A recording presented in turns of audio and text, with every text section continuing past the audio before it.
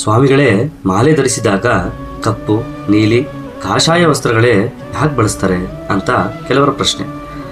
ಇದಕ್ಕೆ ಸಾಕಷ್ಟು ವಿವರಣೆ ಇದೆ. ನಾನು ಒಂದೊಂದು ಪಾಯಿಂಟ್ ಹೇಳ್ತೀನಿ ಅಷ್ಟೆ. ಕಪ್ಪು ಅಂದರೆ ಅಂಧಕಾರವನ್ನು ಸೂಚಿಸುತ್ತೆ.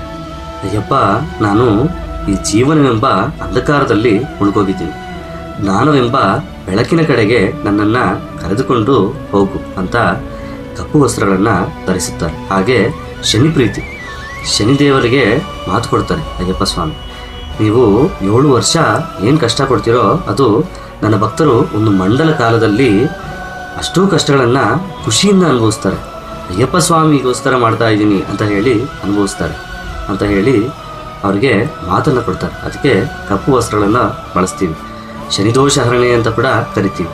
ನೀಲಿ ವಸ್ತ್ರ, ನೀಲಮೇಘ ಶ್ಯಾಮ, ಶ್ರೀ ಮಹಾವಿಷ್ಣುವಿಗೆ ಹೋಲಿಸಲಾಗಿದೆ. ಶ್ರೀ ಮಹಾವಿಷ್ಣು ಏನು ಮಾಡ್ತಾರೆ?